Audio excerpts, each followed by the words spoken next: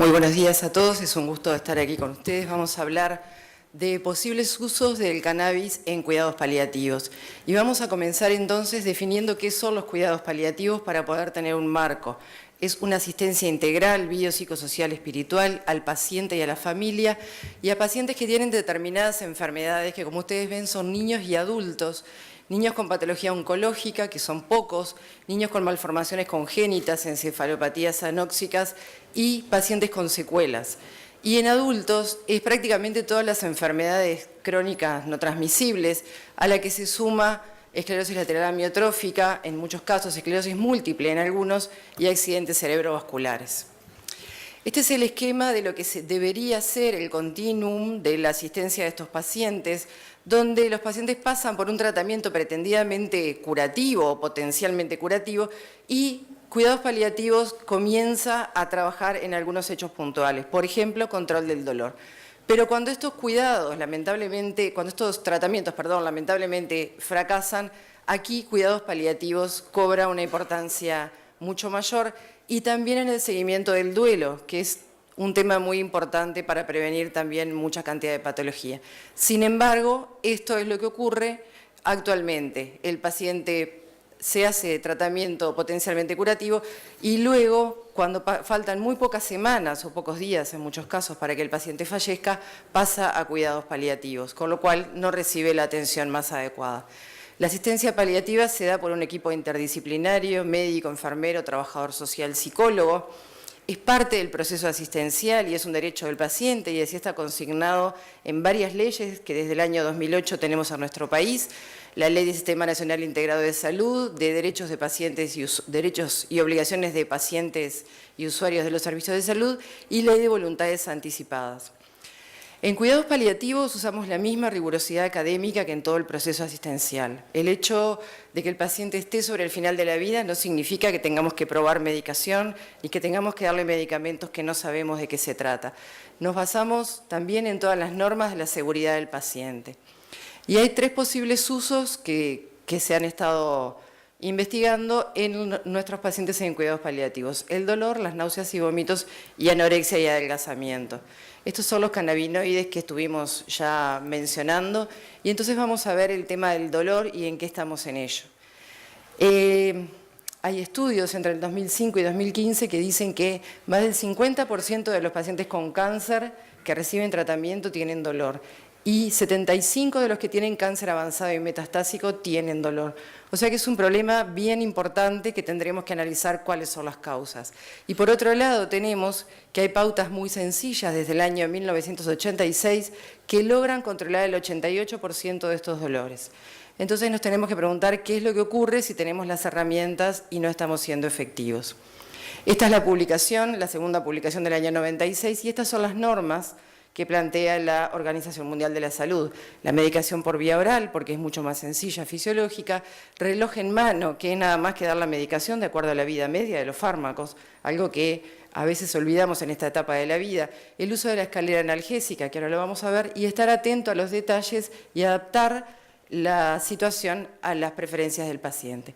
Esta es la escalera con un primer escalón donde están analgésicos que no son muy potentes, AINES, dipirona, paracetamol, un segundo escalón donde está la codeína y el tramadol y están por orden decreciente, la codeína menos potente que el tramadol, y un tercer escalón analgésico donde está morfina, metadona y fentanilo, y donde la morfina es el menos potente de todos estos. Metadona es 10 veces más potente, fentanilo 100 veces. Y por otro lado hay coadyuvantes, corticoides, antiepilépticos, antidepresivos, antiespasmódicos que colaboran en el control de todos estos pacientes. Desde la Organización Mundial de la Salud se plantea que para hacer un adecuado control de dolor y tratamiento paliativo tiene que haber una política de salud, que en nuestro país la hay, tiene que haber disponibilidad de analgésicos, que en nuestro país lo hay, tiene que hacerse una correcta implementación y educación. Esto es un trabajo que hicimos recientemente, un encuentro con los referentes de cuidados paliativos del sur del Uruguay. Ahora vamos a tener en septiembre con los referentes del norte, y les preguntamos cuál era el principal problema que ellos encontraban en el desarrollo de los cuidados paliativos y ninguno reportó que la falta de medicación fuera un problema. O sea que en nuestro país eso no es problema. El problema sí es la falta de educación. médica y de todos los profesionales de la salud, y queda documentado en este documento, valga la redundancia, de la Asamblea Médica Mundial del año 2014, donde insta a los Estados miembros a fortalecer la educación médica en cuidados paliativos en todos los niveles, básico, intermedio y avanzado. Entonces, viendo todo esto, si podemos tratar el 88% de los pacientes, ¿qué pasa con ese 12% restante? Son básicamente estas situaciones. Pacientes con dolor neuropático, con dolor irruptivo, que es un paciente que tiene el dolor de base controlado, pero tiene picos de dolor, por ejemplo, por una metástasis ósea. Dolor en topografías especiales o con destrucción anatómica. Puede ser un cáncer de recto, un cáncer de vagina, un cáncer orofacial. Determinan dolores y determinan situaciones mucho más complejas, patología psiquiátrica grave, antecedentes de adicciones o situaciones psicosociales complejas que muchas veces incrementan el dolor. ¿Qué podemos hacer nosotros? Muchas veces recurrimos a alguna técnica intervencionista para poder mejorar esta situación, sobre todo el dolor neuropático cuando está vinculado a procesos expansivos que lo comprometen o a dolor en topografías especiales. Y trabajar junto a los equipos psicosociales es lo que también mejora este tipo de dolores. El uso del cannabis para el dolor se usa en general, la mayoría de los estudios es en el paciente que se tipifica como resistente a los opioides. Y acá vamos a analizar algunos de los estudios. El nabiximol, este es un estudio donde es uno de los estudios más importantes que hay por el número de pacientes. En general hay pocos estudios sobre estos fármacos en esta población de pacientes. Y aquí entonces lo que vemos es que mejoró la puntuación del dolor más que el placebo, se comparó contra placebo y no se retiró la medicación opioide. Eran pacientes que estaban recibiendo dosis importantes de opioides. Se demostró que era mejor que el placebo y que tenía efectos secundarios leves a moderados. Este estudio se siguió y se vio que el control del dolor persistía y que no había necesidad de aumentar su dosis con el tiempo.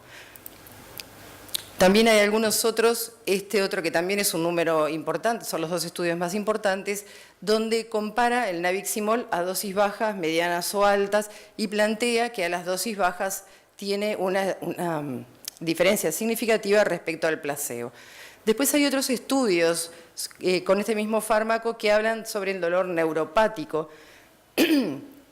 Dolor neuropático que nuestros pacientes pueden tenerlo por el propio cáncer, pero pueden tenerlo porque tengan una polineuropatía alcohólica, diabética o tengan algún otro tipo de patologías. Por eso también es muy importante. En algunos estudios el nabiximol demostró ser menos efectivo para el dolor neuropático post-quimioterapia y también en la neuropatía diabética. Y hay un estudio que refiere que es más efectivo que el placebo en aquel dolor neuropático unilateral vinculado, sobre todo a infección, isquemia o trauma. Y también, hay uno que habla sobre el dolor central de la esclerosis múltiple, que también es un uso importante, aunque realmente no muy frecuente. El uso de la nabilona, otro de los fármacos, acá hay 8 ensayos donde se vio que había, también se podían mejorar algo, los efectos secundarios no fueron importantes. El dronabinol, hay un estudio, que es un estudio relativamente viejo, se salvó de Reagan, lo que nos contó Miguel, donde muestra que puede haber un efecto analgésico leve, pero que los efectos secundarios cuando aumentaban las dosis eran dosis realmente muy importantes. Entonces, en el tema de dolor, como nosotros vimos, de estos fármacos y de estos estudios, que realmente no hay muchísimos estudios, no vemos que haya una importancia que nosotros tengamos que hoy en este momento comenzar a analizar. Sí, creemos que la beta más interesante es la beta del dolor neuropático, por lo que allí planteaban, pero en general el uso está vinculado más que nada como coadyuvante y no tenemos estudios que lo comparen, por ejemplo, con el gol estándar que es la morfina. En cuanto a las náuseas y los vómitos, en cuidados paliativos tenemos como dos grandes etapas de los pacientes. Los que están en quimioterapia y pueden sufrir vómitos vinculados a la quimioterapia, que no es un caso de importante volumen, porque en general se controlan bien, o los pacientes que están sobre el final de la vida, que tienen náuseas y vómitos, que ahí en general es por causa mecánica, por grandes tumores que obstruyen el tubo digestivo y ahí realmente no hay fármaco que lo pueda llegar a mejorar. El uso del dronabinol está aceptado por la FDA para estos fines, para náuseas y vómitos post-quimioterapia. Se ha comparado con muchos otros fármacos, igual que la nabilona, en algunos tienen efecto similar y en algunos se vio que podía ser, como el caso del nabiximol, para la emesis retardada.